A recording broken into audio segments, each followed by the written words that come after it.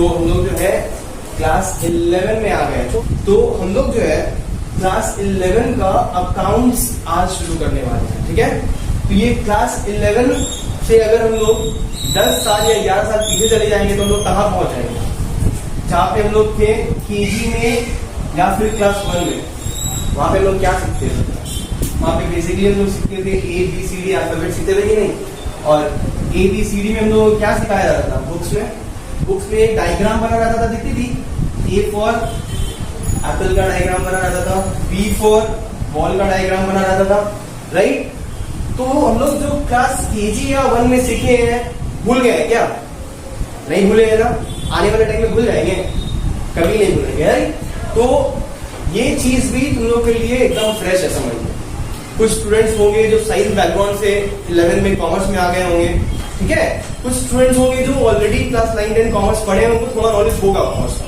तो ये अकाउंट्स जो है ये न्यू सब्जेक्ट है क्लास 11 के लिए। तो जैसे हम लोग पास्ट में ये सब चीज सीखे थे और अभी तक नहीं भूले हैं, तो होपफुली हम लोग जो आज सीख रहे हैं आने वाले पूरे टाइम में हम लोग कभी नहीं भूलेंगे इसको, ठीक है। इस तरीके से तुम लोगों को समझाएंगे, घबराओ मत। एकदम ग्रास रूट लेवल से लेकर के हम लोग जो है एक बड़ा ट्री बनना सीख रहे हैं, ठीक है। तो मतलब नीचे से शुरू करेंगे, हम हर एक कॉन्सेप्ट को एकदम बेसिक पे समझाएंगे डिटेल में, और वो सब कॉन्सेप्ट को समझने से तुम लोग का जो अकाउंट्स का बेस है वो एकदम स्ट्रांग हो जाएगा, ठीक है। और फिर तुम लोग को जो भी कुछ भी पूछ लेगा, तुम लोग ये वर्ड सुनी होगी जर्नल, सुनिए जर्नल अकाउंट में बहुत फेमस वर्ड है। अब कैसे जर्नल को पास किया जाता है हम लोग को अभी तक नहीं आता है ना, बट कुछ क्लास करने के बाद, 1-2 क्लास के बाद जर्नल तुम्हारे लिए इजी हो जाएगा, ठीक है। तो जब तुम अकाउंट्स पढ़ रही हो तो अपने आप को कुछ इमेजिन करना पड़ेगा तुमको, ताकि वो ये सब्जेक्ट जो है तुम्हारे लिए एकदम इजी हो जाए। अपने आप को बिजनेसमैन या बिजनेस वुमन बना लेना पड़ेगा। अब एक बिजनेसमैन और एक बिजनेस वुमन क्या होता है, कौन होता है? वो भी हम लोग के जैसा कोई इंसान होता है कि नहीं? उसका भी हाथ पैर सब कुछ होता है, नॉर्मल ह्यूमन बीइंग होता है, राइट।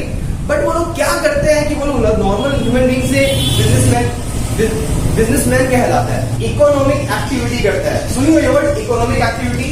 क्लास 9 में पढ़ी होगी, है ना। ह्यूमन एक्टिविटीज 2 तरह का होता है, इकोनॉमिक एक्टिविटी है, non economic activity. Economic activity से पैसा कमाया जाता है, राइट, कैश कमाया जाता है। नॉन इकोनॉमिक एक्टिविटी से आदमी पैसा नहीं कमाता है, राइट। प्रे करना चले गया, किसी को भीख दे दिया, क्या पैसा कमा रहा है? मम्मी तुम्हारे लिए खाना बना दी, क्या पैसा चार्ज करती है?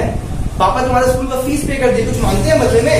नहीं, वो सब होता है नॉन इकोनॉमिक एक्टिविटी, वो यहाँ पे रिलेटेड नहीं है। हम लोग को यहाँ पे क्या इंपॉर्टेंट टर्म जानना होगा कि जो बिजनेस करता है वो इकोनॉमिक एक्टिविटी करता है, मतलब कि कैश में उसका ध्यान रहता है, कैश बनाने में, वेल्थ क्रिएट करने में, creation of money and creation of wealth, that is economic activity, right. तो यहाँ पे तुम अपने आप को एक बिजनेसमैन की तरह इमेजिन करो और उसकी तरह सोचो। तुमको अगर बिजनेस को शुरू कर रही हो आज, क्या आने वाले टाइम में तुम चाहोगे कि वो वैसी रहे, छोटा रहे, कि तुम चाहे कि ग्रो करे? Everyone wants their business to grow, right. उसके लिए क्या करना पड़ेगा? तुम दूसरे के पास जाके गिड़गिड़ाओगी, रोगी, प्लीज मेरा बिजनेस को बढ़ा दो? नहीं, तुमको हार्ड वर्क करना पड़ेगा। हार्ड वर्क करने से तुम्हारा बिजनेस जो है वो सक्सेस होगा आज ना कल। तुम्हारा मेहनत जो है वो वेस्ट बिल्कुल भी नहीं जाएगा, राइट। सो तुमको अपने आप को एक बिजनेसमैन समझ लेना है, और कोई भी चीज को तुम अगर इमेजिन करके पढ़ रही हो ना, तो वो तुम्हारे लिए एकदम आसान हो जाएगा। You will play with it. अभी जब हम अकाउंट देख रहे हैं ना, टफ लग रहा है, थोड़ा नया चीज लग रहा है ना, कुछ टाइम के बाद you will start playing with it. जैसे क्रिस्टियानो रोनाल्डो फील्ड में कैसे खेलते हैं फुटबॉल से, वैसे ही खेलता है ना, तुम लोग अकाउंट्स के साथ खेलना शुरू कर दो, ठीक है। इंसान अपने मेमोरी में ज्यादातर बात को शॉर्ट टर्म के लिए ही याद रख पाता है, फिर वो भूल जाता है। तो एक बिजनेस में बहुत सारा फाइनेंशियल ट्रांजैक्शन होता है जिसके हेल्प से पता चलता है कि बिजनेस कैसा परफॉर्म कर रहा है, जो कि एक बिजनेसमैन के लिए सारा ट्रांजैक्शन को याद रख पाना पॉसिबल नहीं होता, क्योंकि वो तो एक इंसान है। बट ये फाइनेंशियल ट्रांजैक्शन को रिकॉर्ड करना बहुत ज़रूरी होता है। अकाउंट्स ये सब्जेक्ट जो है इसी चीज़ के बारे में है कि फाइनेंशियल ट्रांजैक्शन को रिकॉर्ड कैसे किया जाए, जिसके बारे में मैं आप लोगों को धीरे धीरे बताऊंगा। मैं ये भी बताऊंगा कि फाइनेंशियल ट्रांजैक्शन होता क्या है, बट पहले ये बेसिक कॉन्सेप्ट को हम लोग क्लियर कर लेते हैं। तो यहाँ पे हम लोगों को ये चीज समझना है कि एक टर्म के बारे में, वो टर्म है सक्सेस। अब ये सक्सेस क्या होता है, कैसे पहचाना जाता है कि कोई सक्सेसफुल है या नहीं है? अगर एक नॉर्मल जनरल बात कर लो, इन जनरल अगर कोई ह्यूमन को, कोई इंसान को तुमको जानना है कि ये सक्सेस है या नहीं है, तो तुम क्या देखोगे उसमें?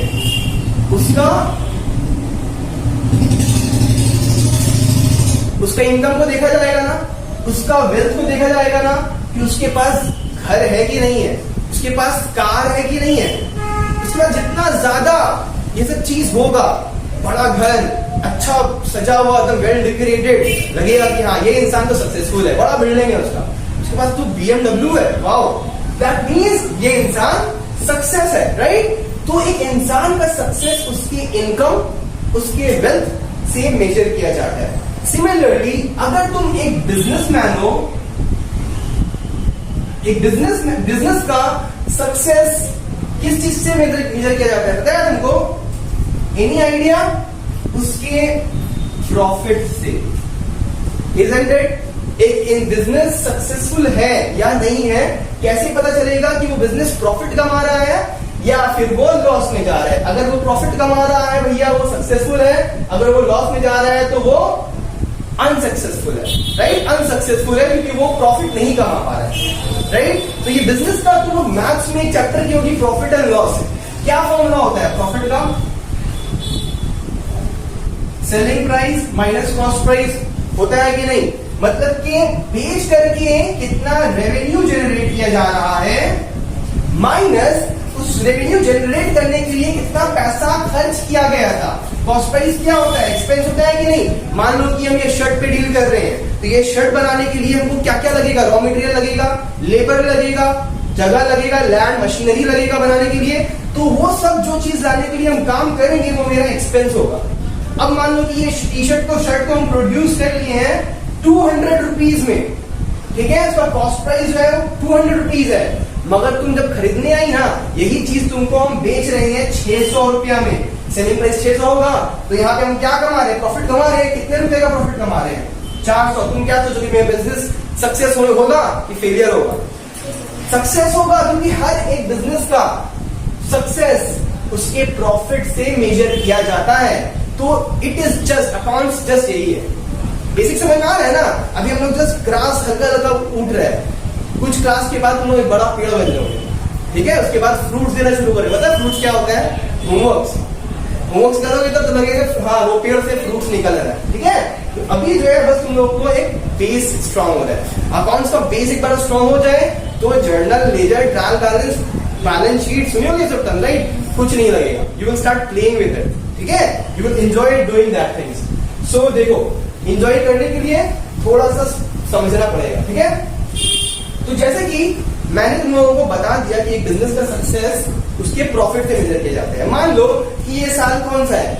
2020 बहुत ही गंदा साल है, कोई बिजनेस सक्सेस नहीं हो रहा है, सब डाउनफॉल जा रहा है। हर कोई का हो रहा है, एक इंसान का नहीं हो रहा है, सारा बिजनेस डाउन जा रहा है। मान लो कि ये साल नहीं लेते, बहुत अनलकी ईयर है, हम पास में चले जाते हैं, 2018 को ले लेते हैं। तुम जो है 1 जनवरी 2018 में बिजनेस शुरू की थी, जहां पे तुमने बिजनेस में 60,000 रुपीज डाला था। तुम कौन हो? Owner, right? बिजनेसमैन। तुम एक बिजनेसमैन हो या बिजनेस वुमेन हो, मतलब कि तुम वो बिजनेस की ओनर हो। तुमको अगर बिजनेस स्टार्ट करने है, क्या तुम्हारा दोस्त आएगा पैसा डालने के लिए या तुम्हारा पड़ोसी आएगा? तुमको खुद करना पड़ेगा ना। तो तुम क्या की कि तुम जो है कुछ पैसा तुम्हारे पास था, कैश पड़ा हुआ घर पे, तुम्हारे पास अच्छा आइडिया था। बिजनेस स्टार्ट करने के लिए आइडिया का होना भी बहुत जरूरी है, वरना पैसा डूब जाएगा, ठीक है? एक अच्छा आइडिया होना जरूरी था, तो तुम्हारे पास आइडिया था, तो तुम 60,000 रुपीज जो है पुट की बिजनेस में, इनपुट की और बिजनेस को शुरू की। अब बिजनेस चल रहा है, 1 साल गुजर गया। 1 साल के एंड में डेट क्या आ गया? 31 दिसंबर 2018। अब वो 60,000 बढ़ के पता कितना हो गया? वो बन गया है तुम्हारा 1 लाख रुपीज। 1 लाख रुपीज वो बन गया है। दैट मीन्स ये 12 मंथ के पीरियड में तुमने प्रॉफिट अर्न किया है कि लॉस सफर किया है? प्रॉफिट अर्न किया है। कितने का? 40,000। कैसे निकाल दी भाई? कि ये हमारा बेच करके रेवेन्यू जनरेट हुआ, सेलिंग प्राइस, राइट। तो हम लोग जो है अकाउंट्स में सेलिंग प्राइस नहीं बोलते हैं, क्या बोलते हैं, रेवेन्यू। और जो हम लोग पैसा पुट किए थे बिजनेस को स्टार्ट करने के लिए, जो हम लोग खर्च किए थे, उसको हम लोग नॉर्मली कॉस्ट प्राइस बोलते हैं ना मैथ्स में, उसे कैपिटल बोलते हैं अकाउंट्स में, बट फिलहाल के लिए उसे एक्सपेंस मानते हैं। जब मैं आप लोगों को लायबिलिटी समझाऊंगा तब मैं आपको समझाऊंगा कि इसे कैपिटल क्यों बोलते हैं और उसका क्या मीनिंग होता है एग्जैक्टली। सो एक्सपेंस पुट की सेलिंग प्राइस बेच करके रेवेन्यू इतना जनरेट हुआ, जो एक्स्ट्रा तुमने कमाया वो तुम्हारा क्या हो गया भाई, वो तुम्हारा प्रॉफिट हो गया। ठीक है, तो यहाँ पे तुमको अब जो है हम अकाउंट्स का कुछ टर्म्स सिखाएंगे और ये सब टर्म्स का जानना बहुत ही जरूरी है। पहला टर्म तो तुम लोगों को ऑलरेडी सिखा दिया मैंने कि सेलिंग प्राइस को क्या बोला जाता है, रेवेन्यू। तो पहला पॉइंट क्या हो गया हम लोग का, रेवेन्यू। ये एक टर्म हम लोग आज सीखे अकाउंट्स का। रेवेन्यू हर वो चीज जब हम लोग कोई चीज में डील कर रहे हैं, कोई गुड्स में या कोई सर्विस में, मान लो हम सर्विस दे रहे हैं, राइट, पढ़ा रहे हैं, कोई गुड्स बेच रहा है, टी शर्ट बेच रहा है, पेन बेच रहा है, फोन बेच रहा है ना, तो उसको बेच के जो पैसा आता है उसको हम लोग बोलते हैं रेवेन्यू।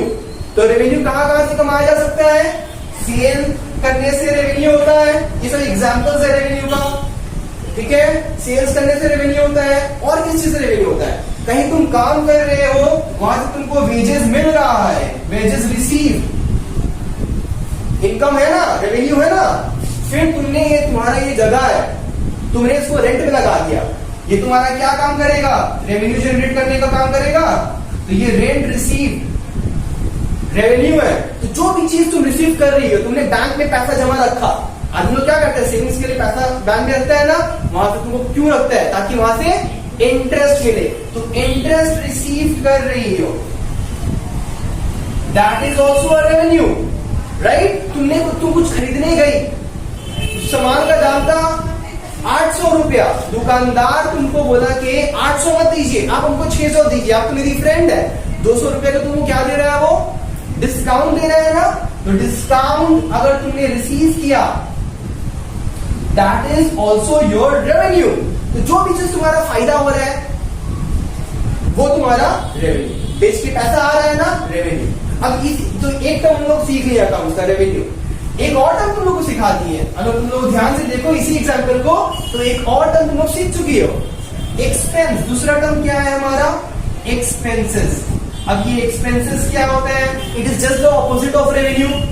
तुम अगर सेल की थी तो पैसा आया था, सिमिलरली उसको सेल कर रही है, उसको बनाने के लिए कुछ तुमको परचेज करना हुआ होगा ना। क्या परचेज करना हुआ होगा, रॉ मटेरियल, लेबर, जो वर्कर लोग तुम्हारे यहाँ काम कर रहे हैं, तुमने वेजेस में पे किया होगा, राइट। तुमने अगर किसी से पैसा लिया है, मान लो कि तुम्हारा पैसा पूरा 60,000 तुम अरेंज नहीं कर पाई, तुम खाली 40,000 अरेंज कर पाई, तो 20,000 तुम किसी से लोन लोगी ना, उसके ऊपर तुमको इंटरेस्ट पे करना पड़ेगा ना। तो जो भी चीज, जैसे कि मान लो तुमने परचेज किया रॉ मटेरियल प्रोडक्ट को बनाने के लिए, वो तुम्हारा एक्सपेंस है। तुमने जगह किसी से रेंट पे लिया, रेंट अगर पे, वहां देखो रेंट रिसीव था, रेवेन्यू, और वही चीज अगर पेड लिखा गया, एक्सपेंस। सिमिलरली वहां पे क्या दिखाई दिया तुमको, इंटरेस्ट रिसीव, यहाँ पे क्या हो जाएगा, इंटरेस्ट पेड। इंटरेस्ट पेड क्या हो जाएगा हमारा, एक्सपेंस। सिमिलरली वहां पे देखे थे डिस्काउंट रिसीव, डिस्काउंट अगर अलाउ करेंगे किसी को, हम खुद देंगे डिस्काउंट, तो क्या हो जाएगा हमारा, एक्सपेंस। तो जो भी चीज रिसीव्ड हो रहा है वो रेवेन्यू, जो भी चीज पे हो रहा है वो एक्सपेंस। दो टर्म हम लोग सीख लिया अकाउंट्स का, क्लियर है। अब हम लोग थोड़ा और अच्छा टर्म सीखेंगे। वो टर्म बताया क्या है, आई होप तुम लोगों को सुनी होगी वो टर्म का नाम के बारे में, पर आज तुम लोगों को पूरा कॉन्सेप्ट क्लियर हो जाएगा। तो वो टर्म के बारे में हम लोग सीखने जा रहे हैं, जिसके बारे में तुम लोग सुनी तो होगी बट उतना अच्छे से पता नहीं होगा। एक टर्म है,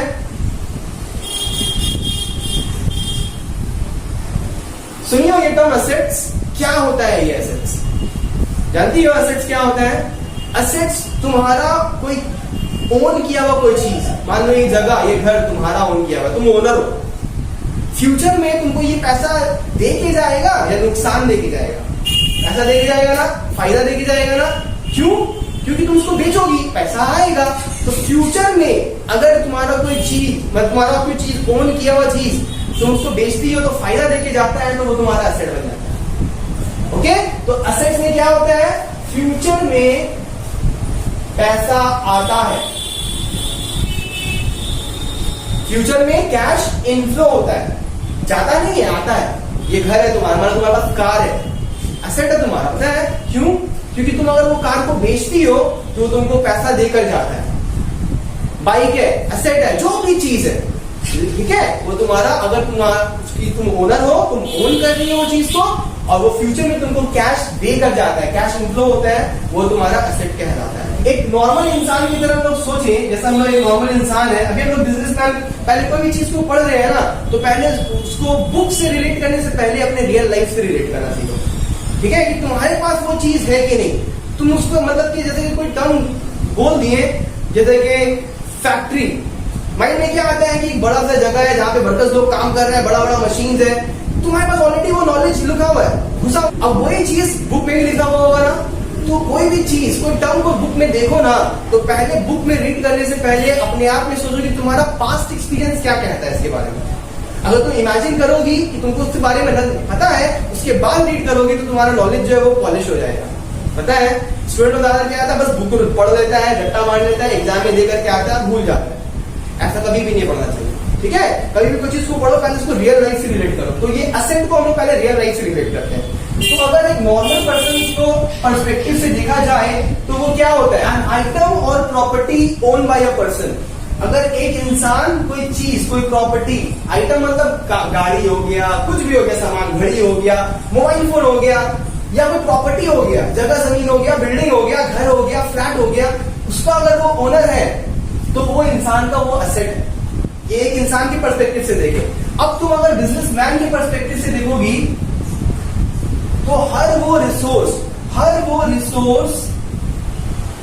जिसका वो ओनर है और वो उसको कंट्रोल कर सक रहा है, he is the owner of that resource and he is also controlling that resource, कहां पे उसको यूज करना है। रिसोर्स का मतलब क्या, जो भी चीज हम लोग प्रोडक्शन में डालते हैं उसको रिसोर्स बोलते हैं, राइट। जैसे कि हम लोग कुछ प्रोडक्शन की मशीनरी, रिसोर्स है, पैसा रिसोर्स है, time is also a resource, जो मेहनत कर रहे हैं, labour is also a resource. Basically हम पढ़ते हैं लैंड, लेबर, कैपिटल, एंटरप्रेन्योरशिप, है ना, factors of production, those are the resource. अगर आप उसके ओनर हो और आप उसको कंट्रोल कर रहे हो, कहां पे उसको यूटिलाइज करना है, तो वो चीज आपका एसेट है, ठीक है।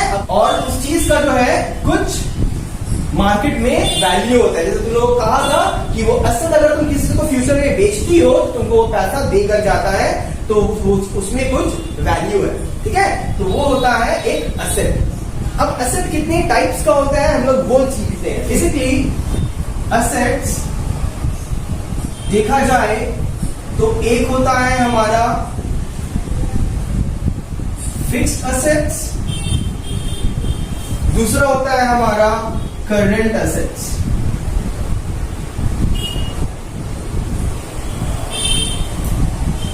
असेट्स का मीनिंग तो समझ में आ गया। अब ये दो प्रकार का एक और होता है फिक्टिशियस एसेट्स, उसके बारे में हम बाद में आएंगे, ठीक है। पहले फिक्स्ड और करंट का मीनिंग अच्छे से समझ लेते हैं, उसके बाद हम तुम लोगों को सिखाएंगे कि फिक्टिशियस एसेट क्या होता है। वो फिक्स्ड एसेट ये एक एसेट होता है दैट मींस कि फ्यूचर में तुमको वो फायदा देकर जाएगा, मगर उसको जो तुम खरीदती हो बेचने के लिए नहीं खरीदती हो। जैसे कि तुम ये जगह खरीदी, मान लो ये मेरा फैक्ट्री है, यहाँ पे हम प्रोडक्शन करते हैं, तो ये जो हम खरीदे हैं उसको हम लॉन्ग टाइम के लिए यूज करेंगे, अपना बिजनेस को ग्रो करने में वो मेरा हेल्प करेगा, रेवेन्यू को इंक्रीज करने में हेल्प करेगा, ठीक है। मान लो कि पहले डिमांड था प्रोडक्ट का 10,000 टी शर्ट बेचना था हमको, तो मेरे फैक्ट्री में 2 मशीन ऑलरेडी लगा हुआ था। अब डिमांड बढ़ के 10,000 से जो है 15,000 हो गया, मेरा जो कस्टमर्स हो गया बोलता कि 15,000 टी शर्ट हमको चाहिए। अब क्या 2 मशीन इनफ रहेगा, एक और खरीदना पड़ेगा ना, तो वो मशीन मेरा एसेट हुआ कि नहीं हुआ, क्योंकि उसको अगर फ्यूचर में बेचेंगे तो वो पैसा दे के जाएगा। मेरा मगर मोटिव तो नहीं है उसको बेचना, मेरा तो मोटिव है भाई अपना बिजनेस को और ग्रो करना, ताकि मेरा प्रोडक्शन बढ़ सके, और अगर प्रोडक्शन बढ़ेगा तो मेरा रेवेन्यू भी इंक्रीज करेगा, रेवेन्यू जनरेट करेगा ना। मोटिव जो है हमारा is to increase the revenue. Revenue को हम बढ़ाना चाहते हैं लॉन्ग रन में, क्योंकि कोई भी बिजनेस आदमी अगर स्टार्ट करता है तो क्या वो एक दिन के लिए करता है या एक साल के लिए करता है, वो चाहता है कि उसका बिजनेस सदियों चले, वो रहे ना रहे बिजनेस चलता रहे, उसका बच्चा चलाए, उसका नेक्स्ट जनरेशन चलाए, है कि नहीं।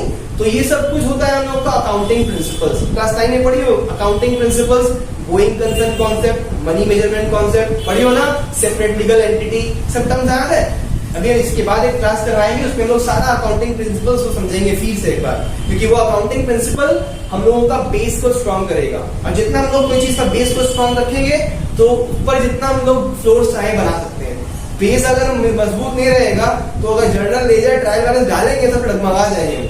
हमारा मोटिव क्या है भाई, फिक्स एसेट को खरीदेगा कि इसको पहला बात तो बेचना नहीं है, उसको हम लोगों को 1 साल से ज्यादा यूज करना है, ठीक है, और उसके हम लोगों को अपना रेवेन्यू को इंक्रीज करना है लॉन्ग रन में। आने वाले जिंदगी में हम लोगों को अपना बिजनेस को ग्रो करना है। तो ये पॉइंट लिख सकते हैं and for the growth of business को ग्रो करना है। 2 से 3 हुआ है, चाहे कि मेरा प्रोडक्ट और सबको पसंद आए। अब प्रोडक्ट पसंद कैसे आएगा, कस्टमर्स का नीड्स को पहचानना पड़ेगा। ये सब चीज हम लोग का बिजनेस स्टडीज में है, कैसे मार्केटिंग किया जाता है, एडवर्टीजमेंट पुट किया जाता है, मार्केटिंग सर्वे किया जाता है कस्टमर्स लोग का नीड समझने के लिए, क्योंकि हम लोगों का बिजनेस एनवायरनमेंट में हम लोग एग्जिस्ट कर रहे हैं, राइट। हमारे आजू बाजू हमारे कॉम्पिटिटर्स हैं, हमारे कस्टमर्स हैं, गवर्नमेंट है, सप्लायर्स है, सब हमारे स्टेक होल्डर्स कहलाते हैं। तो उन लोगों को लेके चलना पड़ेगा, उन लोगों के अकॉर्डिंगली सब करेंगे, बिजनेस को कंडक्ट करेंगे, तब मेरा बिजनेस ग्रो भी करेगा, मेरा रेवेन्यू और इंक्रीज करेगा, ठीक है। तो मेरा मोटिव होता है फिक्स एसेट को लाने के लिए, जिसको बेचना नहीं है, use it for more than 1 year, 1 साल से ज्यादा इस्तेमाल, ठीक है। कोई भी एसेट का इस्तेमाल 1 साल से ज्यादा होता है, फिक्स एसेट 5 साल 10 साल 20 साल, जब तक कि वो खराब ना हो जाए, ठीक है। तो अगर मान लो कि हम एक कार डीलर है, मेरे एक कार का शोरूम है, जस्ट इमेजिन, बहुत सारा कार है उसमें, BMW, ये बहुत सारा हर तरह का कंपनी का है। तो क्या बोलो कि वो मेरा एसेट हुआ कि नहीं हुआ, है ना। अब उसको लाए हैं हम, उसको क्या हम 1 साल से ज्यादा तक रखेंगे, क्या नहीं रखेंगे ना। हम चाहेंगे जितने जल्दी बिक्री हो जाए, खत्म होके चला जाए, ताकि मेरा पैसा आ जाए शॉर्ट रन में। तो जिससे हम लोग शॉर्ट रन में पैसा कमाना चाहते हैं, वो होता है हम लोग का करंट एसेट। फिक्स एसेट अगर वही चीज मान लो कि मेरा एक बिजनेस है, हम डिलीवरी का बिजनेस करते हैं, ठीक है, ट्रांसपोर्ट का, हम जो है ट्रांसपोर्ट का बिजनेस है मेरा। अब हम एक ट्रक खरीदिए, क्या मेरा मोटिव होगा बेचना उसको, वहां मेरा मोटिव होगा कि और ट्रक खरीदे, ताकि मेरा और ये सर्विस जो बिजनेस है बढ़ सके, ट्रांसपोर्ट बिजनेस मेरा, है ना। तब जो चीज हम देखो, सेम प्रोडक्ट है, एक बार हम खरीद रहे हैं लॉन्ग रन के लिए यूज करने के लिए, ताकि मेरा बिजनेस ग्रो कर सके, मेरा रेवेन्यू जो है वो इंक्रीज कर सके, तब वो मेरा फिक्स एसेट है। पर वही चीज में अगर हम डील कर रहे हैं तो मेरा करंट एसेट बन जाएगा। एक्चुअली उसका टर्म है, उसको बोला जाता है स्टॉक बोला जाता है, ठीक है। हम लोग इसके बारे में आएंगे, एक बार फिक्स एसेट को हम लोग कंप्लीट कर लें उसके बाद। तो फिक्स एसेट का मीनिंग तो समझ में आ ही गया हम लोगों को कि उसे हम लोग खरीदते हैं बेचने के मोटिव से नहीं, उसे हम लोग 1 साल से ज्यादा इस्तेमाल करते हैं, 5 साल 10 साल अपना बिजनेस को ग्रो करने के लिए और अपना रेवेन्यू को इंक्रीज करने के लिए लॉन्ग रन में, ठीक है। अब फिक्स एसेट के अंदर भी 2 तरीके का फिक्स एसेट होता है। एक होता है हमारा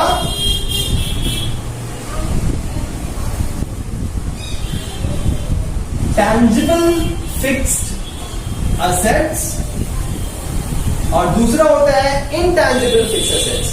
अब ये टर्म टैंजिबल कभी सुनिए हो, टैंजिबल का मतलब होता है जिसको हम छू सकते हैं, छू लिया, देख सकते हैं, टच कर सकते हैं, तो which we can see, which we can touch, that is called tangible assets.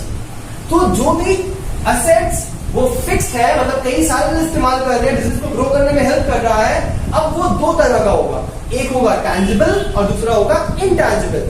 अब टैंजिबल क्या है तो समझ में आ गया, हम लोग उसको देख सकते हैं, छू सकते हैं, ये मेरा बोर्ड टैंजिबल एसेट है मेरा, है ना। इसको खरीदे बेचने के लिए क्या नहीं ना, इसको अपना बिजनेस को ग्रो करने के लिए खरीदे, है ना। सो ये टैंजिबल है, देख सकते हैं, छू सकते हैं। सो सिमिलरली बिजनेसमैन के पास यहाँ पे कुछ एग्जांपल्स लिख देते हैं। पहला होता है लैंड एंड बिल्डिंग, ये हमारा एक टैंजिबल फिक्स एसेट होता है। लैंड क्या हो गया, जगह जमीन। आदमी क्यों खरीदता है, अगर बिजनेस स्टार्ट करना है मुझे तो मैं लैंड क्यों खरीदूंगा, ताकि वहां पे फैक्ट्री सेटअप कर सकूं, राइट। बिल्डिंग क्यों खरीदूंगा, मेरा ऑफिस बन सके वहां पे, तो ये लैंड एंड बिल्डिंग एक साथ में यूज होता है, लैंड एंड बिल्डिंग, ओके।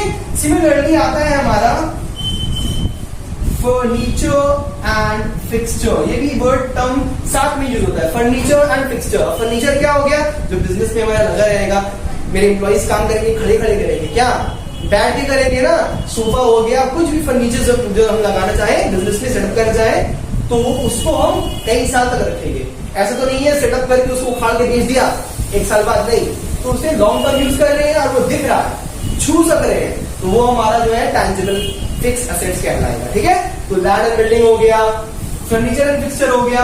एक और लिख लो, प्लांट एंड मशीनरी। अब ये प्लांट साइंस से मत चले जाना, जो फ्रूट्स देता है वो प्लांट नहीं, यहाँ पे प्लांट का मतलब होता है फैक्ट्रीज, और उसके अंदर जो तुम्हारा मशीन्स जो रखते हैं हम लोग, सेटअप करते हैं, जिसके थ्रू प्रोडक्शन होता है, इसी के लिए टर्म प्लांट एंड मशीनरी साथ में इस्तेमाल होता है। तो ये सब कुछ एग्जांपल्स हैं, बेसिक एग्जांपल्स समझाए हैं। जब हम लोग अकाउंट्स के बारे में और सीखेंगे तो हम लोग और भी बहुत सारा टैंजिबल फिक्स्ड एसेट के बारे में बताएंगे। ठीक है, just for your knowledge, meaning समझ में आ गया। देख सकते हैं वो फिक्स्ड एसेट को, छू सकते हैं वो फिक्स्ड एसेट को, लैंड एंड बिल्डिंग हो गया, प्लांट एंड मशीनरी हो गया, फर्नीचर एंड फिक्सचर हो गया। ओके, तो आ गया हमारा इनटैंजिबल फिक्स्ड एसेट। मैंने कहा ना फिक्स्ड एसेट 2 तरह का होता है, टैंजिबल एंड इनटैंजिबल। तो टैंजिबल तो सीख लिया, उसको देख सकते थे, छू सकते थे। अब उसी का ऑपोजिट अगर आ जाओ, which we can not see, which we can not touch even, then how can it be a fixed asset? जिसको देख नहीं सकते हैं, एग्जिस्ट नहीं करता है, देख नहीं सकते हैं क्या, एग्जिस्ट नहीं करता है, ऐसा होता है क्या? नहीं ना, हवा को तो नहीं देख सकते हैं, एग्जिस्ट नहीं करता है क्या? अगर वो नहीं एग्जिस्ट करेगा तो हम एग्जिस्ट कर लेंगे? कभी नहीं। सिमिलरली कुछ ऐसा भी फिक्स्ड एसेट होता है जो दिखता नहीं है, ना ही इसको हम छू सकते हैं, मगर वो तुमको फायदा देकर जाता है। पता है क्या? यस, तुम्हारा कंपनी का गुडविल।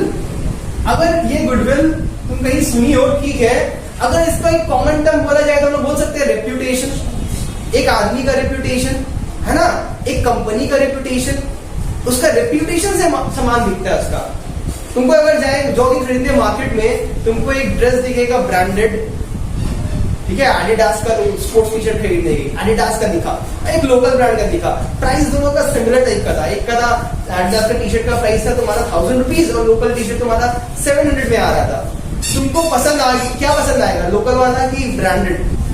क्यों? क्योंकि तुमको तुम्हारा उसके ऊपर ट्रस्ट है, ट्रस्ट है कि क्वालिटी वो खराब नहीं देगा, जल्दी वो खराब नहीं होगा, बॉडी में कंफर्टेबल फील होगा पहन करके, राइट? तो वो कंपनी का एक रेप्यूटेशन है मार्केट में। रेप्यूटेशन दिखता है क्या? फील कर सकते हैं ना, है ना? नाम देख के समझ आएगा कि ये सामान अच्छा होगा। भले हम लोग उस गुडविल को, उस रेप्यूटेशन को देख नहीं रहे हैं, छू भी नहीं रहे हैं, मगर उसका बेनिफिट जरूर हो रहा है। क्या बेनिफिट हो रहा है कि अगर मेरा कंपनी का रेप्यूटेशन है, मेरे कॉम्पिटिटर का उसका रेप्यूटेशन नहीं है, तो मेरा रेवेन्यू ज्यादा जनरेट होगा, कस्टमर्स मेरा प्रोडक्ट ज्यादा खरीदेगा as compare to my competitor.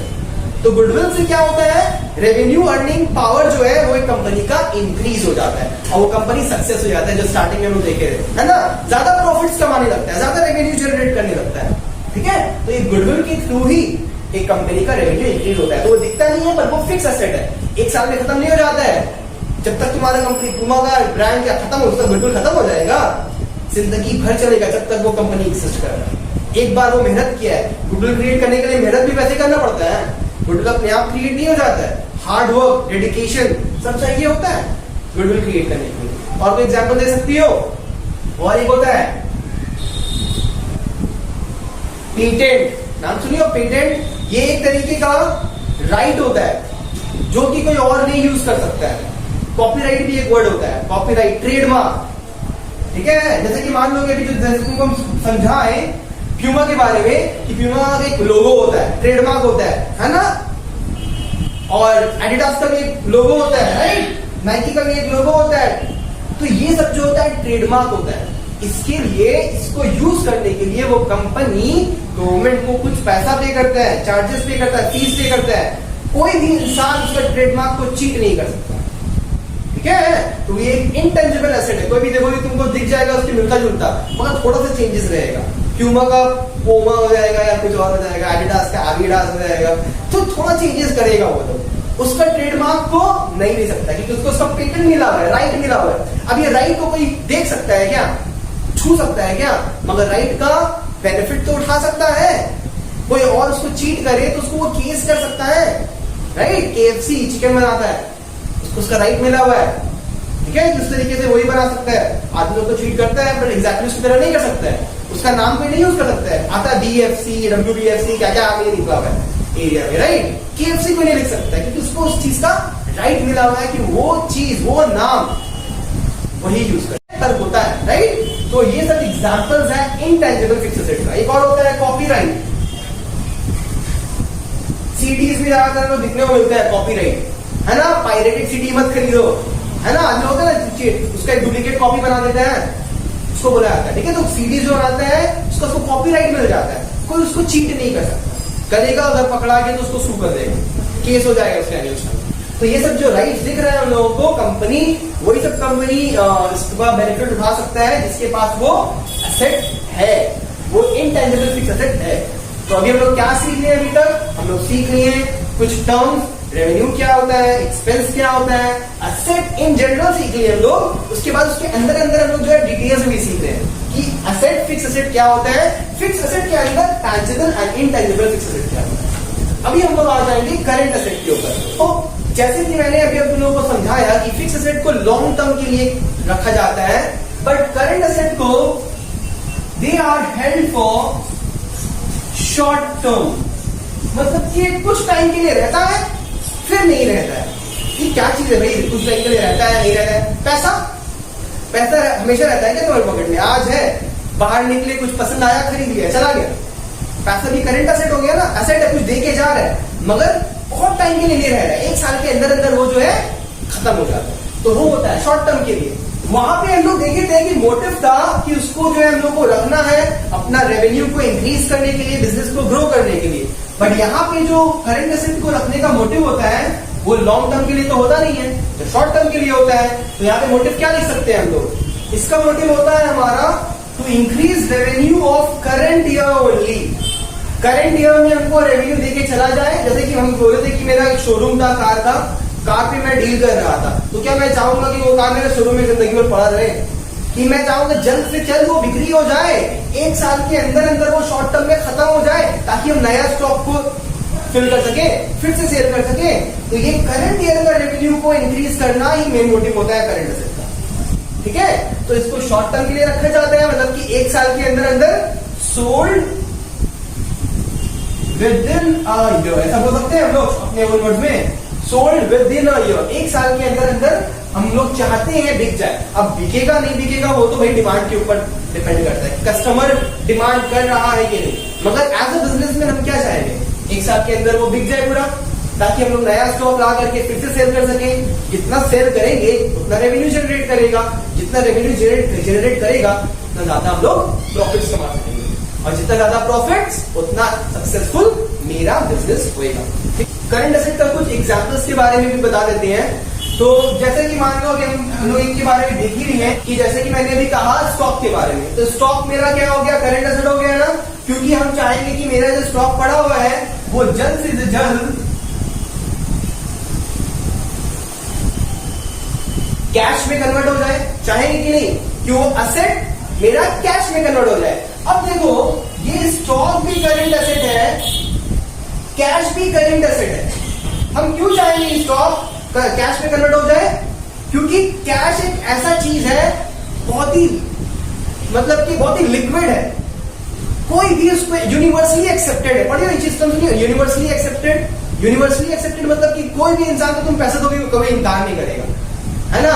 मैं कुछ सामान दे दो, अगर उसका पसंद नहीं आया तो मना कर सकता है। फटा हुआ टी शर्ट दे दो, नहीं लेगा। वही फटा हुआ टी शर्ट का दाम दे दो 20 रुपया, नहीं लेगा, ठीक है। तो कैश एक ऐसा, कैश क्या है? करंट एसेट के अंदर भी एक एसेट आता है, याद रखोगे, लिक्विड एसेट। ये लिक्विड वो नहीं है जो लोग पीते हैं पानी, पानी भी लिक्विड होता है ना।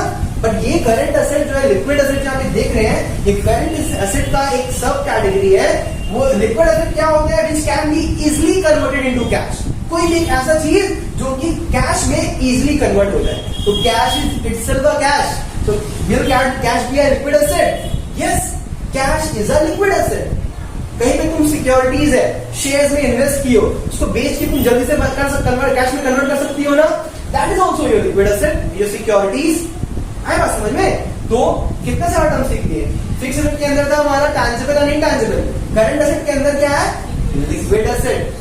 Okay, so stock is a current asset. हम चाहेंगे इस साल के अंदर बिक्री होकर कैश में कन्वर्ट हो जाए, cash is also a current asset and it is also a liquid asset because which can easily be converted into cash. That is called liquid asset. Okay. और क्या हो गया हमारा current asset? और हो गया हमारा मान लो कि डेटर्स. अब देखो यहाँ पे ये डेटर्स क्या होता है. ये डेटर्स एक इंसान होता है, पता है. इसके बारे में मैं थोड़े एग्जाम्पल के थ्रू तुम लोगों को समझाएंगे तो ज्यादा समझ में आएगा. डेटर से पहले एक और टर्म समझा देते हैं कि बैंक में जो पैसा पड़ा हुआ रहता है ना, बैंक में जो पैसा हम लोग रखते हैं उसको भी हम लोग निकाल सकते हैं ना जल्दी से. तो bank is also a current asset and bank is also a liquid asset. It can easily be converted. Just हम लोग को जाना होता है एटीएम कार्ड डालना होता है, पैसा आ जाता है. बैंक में जाकर हम लोगों को पैसा मिल जाता है कि नहीं. So these things are our liquid assets, okay, and it is also a current asset which can converted into cash within a year, okay, converted into cash within a year. Those are our current asset, ठीक है. तो bank भी current asset है, stock भी current asset है, cash भी current asset है. अभी जो तुम लोग हम सिखाने जा रहे हैं डेटर्स, इसमें स्टूडेंट लोगों को कंफ्यूजन होता है क्योंकि ये दो टर्म है डेटर्स एंड क्रेडिटर्स. इंसान लोगों को इसमें बहुत कंफ्यूजन होता है, मगर 5 मिनट में तुम लोगों को ये कंफ्यूजन जो है पूरा क्लियर हो जाएगा. एक एग्जाम्पल के थ्रू इसको तुम सीखेंगे. देखो ध्यान से,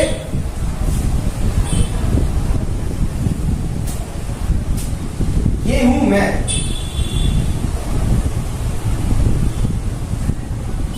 होलसेलर. सो ये जो है होलसेलर, ये हम लोग इंडिविजुअली मान लेते हैं. तुम हो, ठीक है, ये तुम होलसेलर हो. तुम क्या करती हो कि तुम प्रोड्यूसर से या मैन्युफैक्चरर से प्रोडक्ट्स को खरीदती हो. ये है प्रोडक्ट. अब तुम मान लो कि ये प्रोडक्ट खरीदी हो 1 लाख रुपीज में मैन्युफैक्चरर से, मगर तुम अभी तक कैश पेमेंट नहीं की हो. तुम जो है ये चीज बकाया में खरीदी हो, और जो भी चीज बकाया में खरीदा जाता है उसको हम लोग बोलते हैं क्रेडिट. उधारी को हम लोग बोलते हैं क्रेडिट. आया बात समझ में? अब ये बंदा तुमको 1 लाख रुपए का सामान दिया है, तुमने उसको पेमेंट किया नहीं है, तो क्या तुमको छोड़ देगा जिंदगी भर के लिए? क्या करेगा? वो जल्द से जल्द वो चाहेगा कि अपना पैसा रिकवर कर ले, तुमसे ले ले.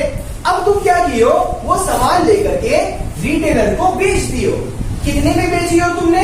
तुमने बेचा है वही चीज को 1,20,000 में. 1,20,000 एक्स्ट्रा में बेच रही हो ना. ऑब्वियसली बात है, ये तो भैया एक बिजनेसमैन है. ये क्या ऐसा वैसा इंसान है? ये बिजनेस कर रहा है, प्रॉफिट चाहिए होगा. 1 लाख का सामान को 1 लाख 20 में बेचा है, पर ये भी वही चीज किया है कि कैश में नहीं बेच करके उधारी में बेचा है, क्रेडिट में बेचा है. तो ये क्रेडिट परचेज कहलाएगा और ये क्रेडिट सेल कहलाएगा, क्योंकि इससे वो परचेज कर रहा है और इसको वो सेल कर रहा है. क्लियर है यहां तक कहानी, राइट? अब क्या हुआ कि इसको जो खरीदा है ये इसको 1 वीक का टाइम दिया है कि तुम मुझे 1 वीक के अंदर अंदर मेरा 1 लाख रुपए का पेमेंट कर दो. तो देखो इसको तुम बाद में पे करोगी ना, मगर ये तुम्हारा नुकसान वाला इंसान है. यहां पे तुम्हारा फ्यूचर में कैश आउटफ्लो होने वाला है क्योंकि तुम इसको पे करोगी. अब तुम अगर कहानी यहां मोड़ ले लो तो यहां पे क्या होगा, तुमने इसको सेल किया था, तुमको इससे पैसा रिसीव होगा ना, तो फ्यूचर में तुमको पैसा यहां पे क्या होगा, इनफ्लो होगा ना. तो जो इंसान से इनफ्लो हो रहा है वो मेरा एसेट कहलाएगा, और अगर फ्यूचर में मुझे पे करना है तो वो मेरा ऑपोजिट चीज क्या होता है पता है तुमको? लायबिलिटी कहलाता है. लायबिलिटीज. ओके, अभी इसके बारे में अभी आए नहीं है, बट शॉर्ट में से सिखा दे रहे हैं. तो अगर तुमको फ्यूचर में किसी से पैसा मिलेगा वो एसेट कहलाता है. इसको तुम टाइम दियो 5 डेज का, ताकि 5 दिन के अंदर अंदर तुम इससे लोगी पैसा, हफ्ता भर में इसको तुम पेमेंट कर दो. ठीक है? अब तुम अभी तो आज के दिन आज समझ लो बेचे हैं, आज से 5 दिन के बाद मुझे इससे पैसा मिलने वाला है. फायदा वाला इंसान है ना, 1 साल के अंदर अंदर मिलने वाला है ना. तो ये कौन सा एसेट है? आगे में क्या डाल लग जाएगा, फिक्स की करंट. करंट हम लोग तो 10 साल तक छोड़ने नहीं वाले हैं ना, 1 साल से ज्यादा छोड़ने वाले नहीं है ना, 1 साल के अंदर अंदर रिकवर करना चाह रहे हैं. मोटिव क्या है? करंट ईयर का रेवेन्यू को इंक्रीज करना. तो वो करंट एसेट क्या लाएगा? तो ये बंदा मेरा बन जाएगा डेटर. अब आया समझ में डेटर का मीनिंग? डेटर वो इंसान होता है जिससे तुमको पैसा मिलेगा फ्यूचर में, in near future, not after 5 years and 10 years. वो फिक्स एसेट कहलाया जाएगा. ठीक है? तो 1 साल के अंदर अंदर अगर तुमको पैसा मिल रहा है किसी इंसान से, तो वो इंसान तुम्हारा फायदा वाला इंसान है ना, वो इंसान तुम्हारा कौन है? डेटर। और वो इंसान जिसको तुम पेमेंट करोगी इन फ्यूचर, वो तुम्हारा नुकसान वाला इंसान है ना, लायबिलिटी है ना, और उसको तुम 1 साल के अंदर अंदर कर रहे हो ना, तो ये शॉर्ट टर्म लायबिलिटी है, तो ये तुम्हारा बन जाता है क्रेडिटर। एक ही एग्जाम्पल में दोनों टर्म समझ में आ गया। हाँ, क्रेडिटर कौन होता है? जिसको तुम पे करोगी इन फ्यूचर, तुम्हारा लायबिलिटी है वो। डेटर कौन हो गया? जिससे तुम पैसा रिसीव करोगी इन फ्यूचर, तुम्हारा एसेट हो गया। ठीक है, कौन सा एसेट? Current asset. कौन सा liability? Short term liability. Liability में करंट और फिक्स नहीं होता है, ठीक है, long term and short term होता है। मीनिंग सेम है, लॉन्ग टर्म मतलब कि ऐसा, अभी आएंगे लायबिलिटी में तब बताएंगे उसके बारे में, ठीक है। तो यहाँ पे तुमको डेटर और क्रेडिटर का मीनिंग हम समझाना चाह रहे थे। आई होप ये एग्जाम्पल के थ्रू डेटर का मीनिंग और क्रेडिटर का मीनिंग क्लियर हो गया। तो ये अभी हम लोग सिर्फ डेटर को याद रखते हैं, जो कि हमारा करंट एसेट का एक हिस्सा था, ठीक है। अब यहाँ पे तुमको एक और टर्म सिखा देते हैं, bills receivable and bills payable का। इसी एग्जाम्पल से हम लोग सीख लेंगे, ठीक है। तो अभी हम लोग सीख लिए कि डेटर क्या होता है और क्रेडिटर किसे कहते हैं, पूरा मीनिंग क्लियर है। अब इसी एग्जाम्पल से हम लोग बिल्स रिसीवेबल और बिल्स पेएबल का भी मीनिंग क्लियरली सीख लेंगे। अब देखो, जैसे कि तुम लोगों को मैंने कहा था कि ये जो तुम हो, तुमने होलसेलर से खरीदा था सामान, क्रेडिट परचेज किया था, बकाया में खरीदा था ना, उधारी में 1 लाख रुपीस का। तो ये बंदा तुमको जो है एक बिल देगा, ठीक है, जिसमें लिखा रहेगा कि ड्यू अमाउंट है, पे कर दो। कोई भी सामान खरीदती हो, बिल मांगती हो कि नहीं शॉपकीपर से? मांगती हो ना। वैसे ही जैसे ये बंदा मैन्युफैक्चरर से खरीदने जाएगा ना, सामान लेकर के आएगा, तो वो मैन्युफैक्चरर या प्रोड्यूसर उसको एक बिल देगा। वो बिल में क्या लिखा रहेगा कि अमाउंट ड्यू है भैया, पे करोगे तुम मुझे 1 हफ्ते के अंदर अंदर, ठीक है। तो ये बिल जो है, इसके लिए वो पेमेंट कर रहा है ना, तो ये बिल क्या बन जाएगा? बिल्स पेएबल, ठीक है। तो जो क्रेडिटर होता है वो बिल्स पेएबल पकड़ाता है, क्योंकि वो बिल के बदले में तुम्हें पेमेंट करना पड़ेगा।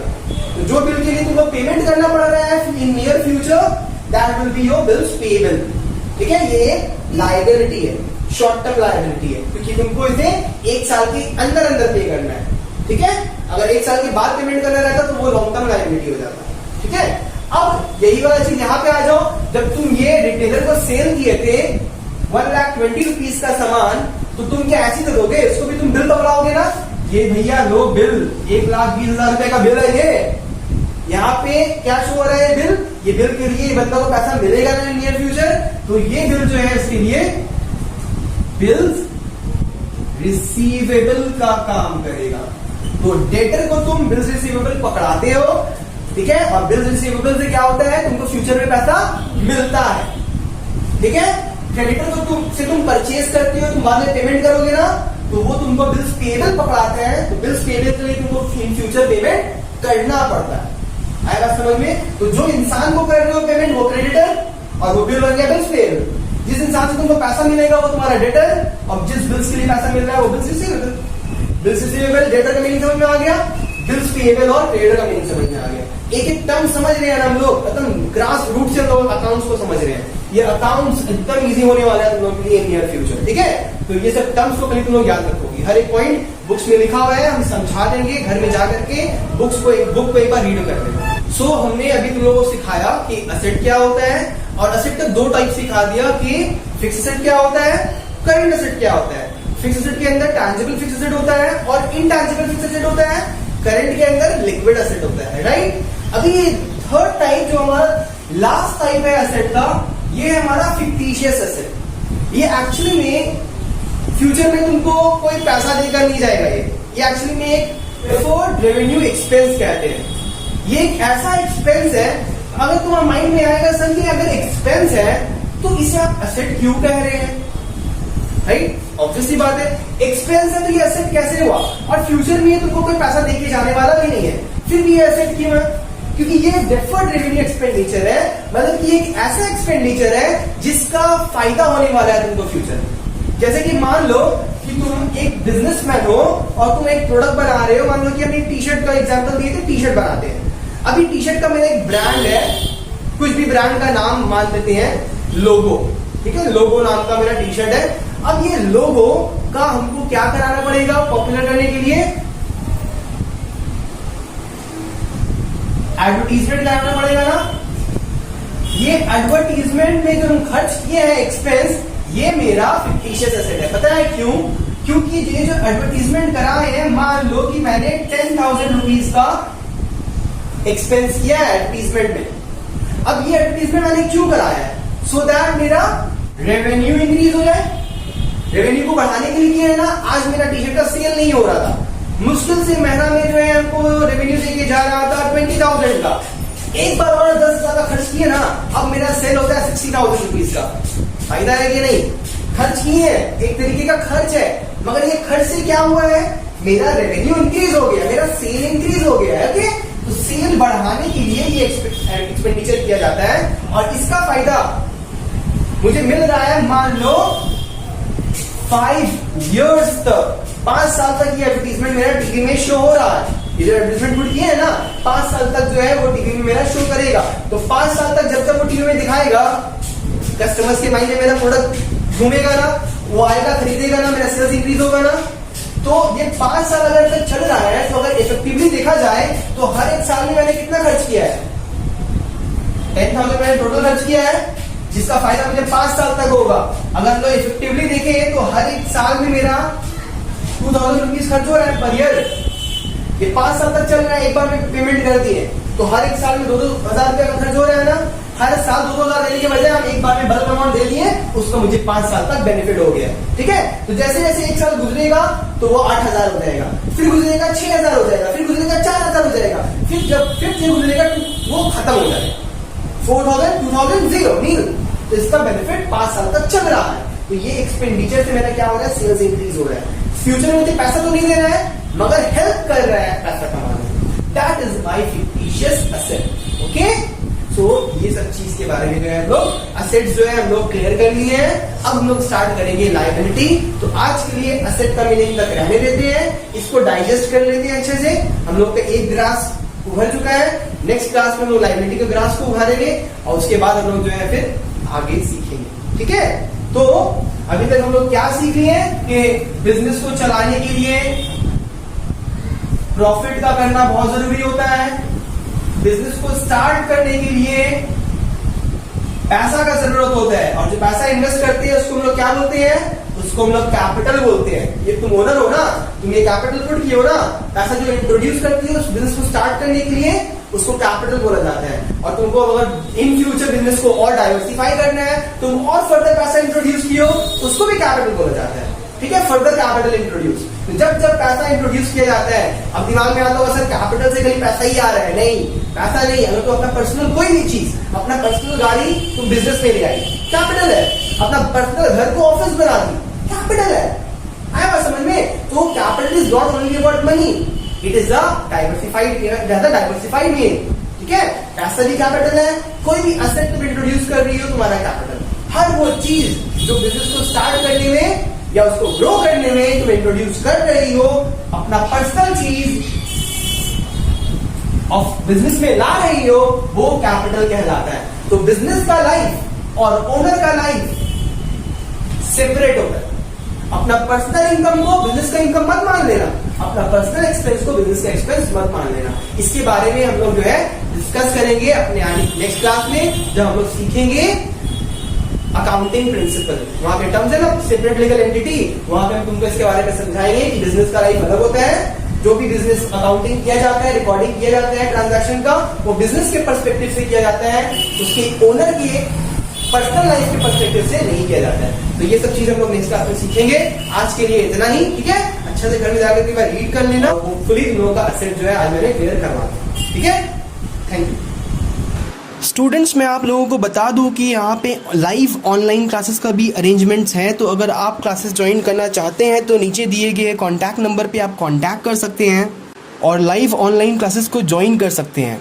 मेरे नेक्स्ट वीडियो में मैं लाइबिलिटी का डिटेल कॉन्सेप्ट और अकाउंटिंग प्रिंसिपल का डिटेल डिस्कशन करूँगा, और फिर जर्नल एंट्री पास करने का मैं आप लोगों को बहुत ही सिंपल ट्रिक बताऊँगा। अगर आप लोगों को ये वीडियो पसंद आया हो तो लाइक, कमेंट और अपने फ्रेंड्स के साथ शेयर करना ना भूलें और चैनल को सब्सक्राइब कर लें। Thank you all for watching this video.